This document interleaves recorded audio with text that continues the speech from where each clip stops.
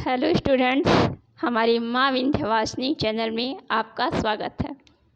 हम पढ़ने जा रहे हैं कक्षा 9 यूपी बोर्ड का पहला पाठ साखी, जो कि कबीर दास जी के पदों का संग्रह है। कबीर दास जी को पढ़ने से पहले कबीर दास जी हैं कौन, यह थोड़ा सा हम जानेंगे।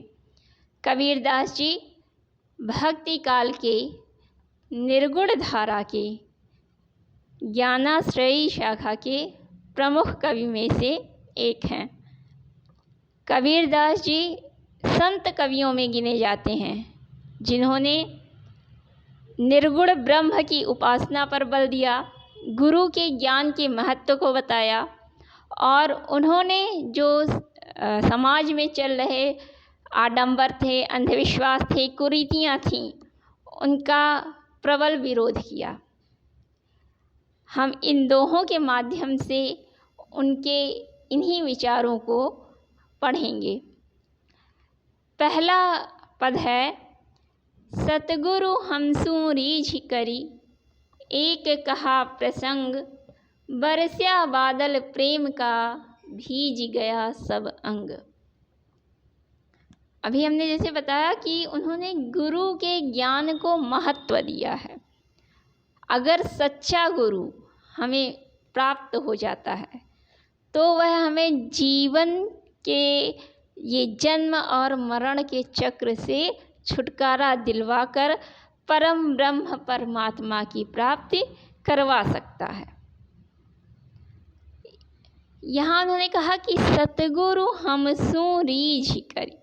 सतगुरु अर्थात हमारे गुरु ने हमसु हमसे रीझ करी, प्रसन्न होकर, एक कहा प्रसंग, एक प्रसंग कहा, एक प्रसंग सुनाया। यह प्रसंग कैसा, जो हमें जीवन और मृत्यु के चक्र से दूर कर दे, हमें परम ब्रह्म परमात्मा से मिलवा सके, ऐसा प्रसंग। तो हमारे सद्गुरु ने, हमारे गुरु ने हमसे प्रसन्न होकर हमें एक प्रसंग सुनाया, जिससे बरस्या बादल प्रेम का, जिससे प्रेम बादल से प्रेम रूपी बरसात हुई। यह प्रेम जो था वह ईश्वर के प्रति प्रेम था, जिसमें भीज गया सब अंग, हमारा एक एक अंग सराबोर हो गया, हमारा एक एक अंग भीग गया उस बारिश से, प्रेम ईश्वर के प्रेम रूपी पानी में या ईश्वर के प्रेम रूपी जल में। अगला है, राम नाम की पट तरी, देवे को कछु नाही। राम नाम के पट तरी मतलब बदले में, जब हमारे गुरु ने हमको राम नाम रूपी मंत्र दिया या हमें ईश्वर प्राप्ति का मार्ग बताया, तो हमारे मन में आया कि हम अपने गुरु को कुछ दें। जैसे होता है ना कि जब हमारे प्रति कोई अच्छा काम करता है तो हमारी भी इच्छा होती है कि इसके लिए हम उसे शुक्रिया कहें। और शुक्रिया कहने का दो तरीका होता है, या फिर हम कोई अपने मनपसंद की अच्छी चीज़ उसको गिफ्ट करते हैं, या फिर उसके लिए कुछ ऐसा विशेष करने की इच्छा करते हैं जिससे उसको खुशी मिले। तो यही चीज़ को यहाँ पर कहा गया है कि राम नाम की पट तरी, राम जो गुरु ने राम नाम दिया है हमें, उसके बदले में देवे को कछु नाही, हमारे पास गुरु को देने के लिए कुछ नहीं है। क्या ले गुरु संतोषिए, ऐसा क्या दे उन्हें इस राम नाम रूप के बदले में कि जिसे लेकर गुरु को संतोष आ जाए।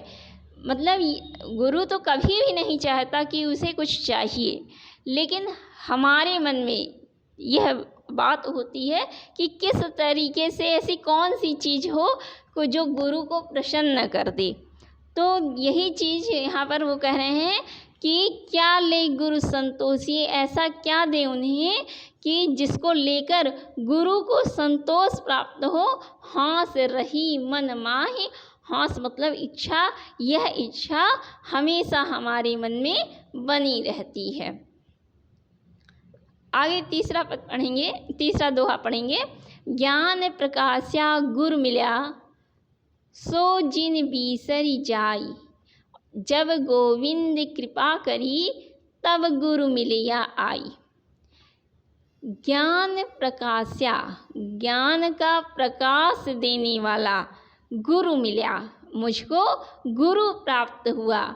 सो जिन बीसरी जाई, सो मतलब उसे, जिन मतलब नहीं, बीसरी मतलब भुलाना, उसे अब भुलाया नहीं जा सकता। हमें ऐसा गुरु, ज्ञान रूपी प्रकाश देने वाला ऐसा गुरु प्राप्त हुआ है।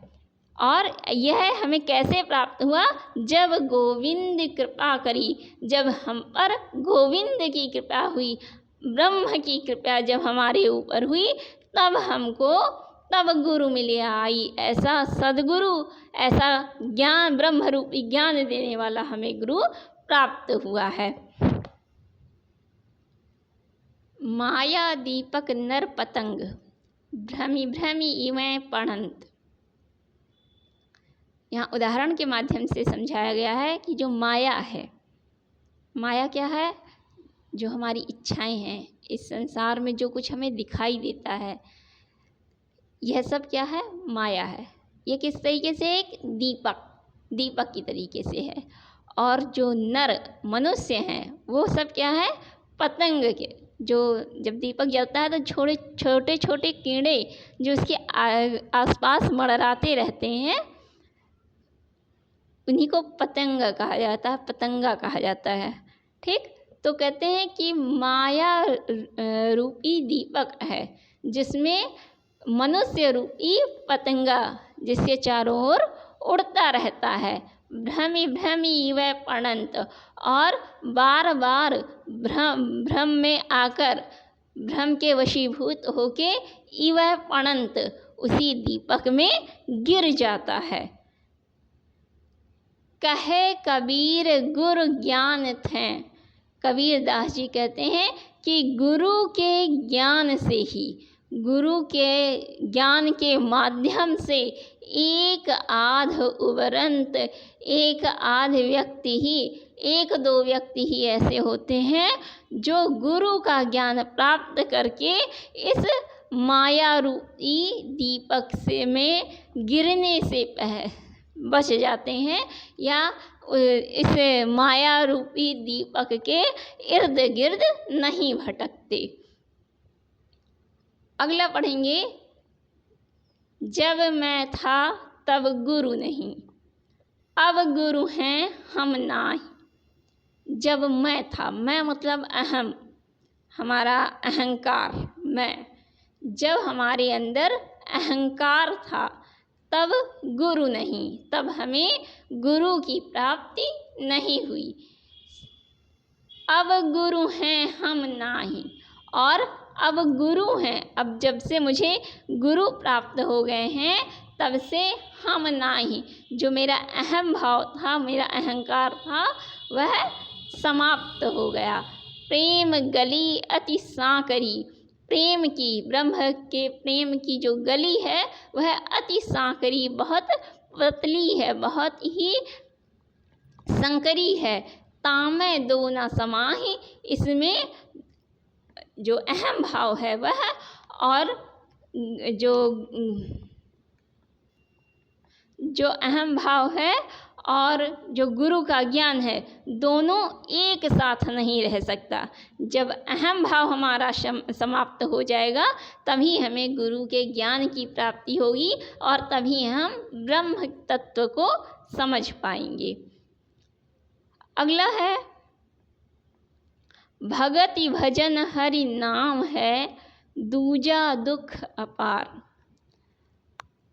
भगति, भक्ति, भजन मतलब कीर्तन भजन, हरि नाम है, हरि का, ईश्वर का, और नाम नाव, नाव मतलब नाव के लिए कहा गया है कि इस संसार रूपी सागर में जो ईश्वर की भक्ति और ईश्वर का भजन कीर्तन है वह नाव की तरह है। दूजा दुख अपार, और इसके अलावा जो बाकी चीज़ें हैं वह सब अपार दुख देने वाली हैं, अपार कष्ट प्रदान करने वाली हैं। मनसा वाचा कर्मणा कबीरा सुमिरण सार। कबीरदास जी कहते हैं इसलिए मन से, वाणी से और कर्म से, तीनों से हमें सुमिरण मतलब ध्यान करना चाहिए, याद करना चाहिए किसे? परम ब्रह्म परमात्मा को, ईश्वर को, और यही जीवन का सार है। कबीरा चित्त चमंकिया चहुदिस लागी लाई। कबीरदास जी कहते हैं कि चित्त चमंकिया, हमारा चित्त मतलब हृदय, चमंकिया मतलब प्रकाशित हो गया।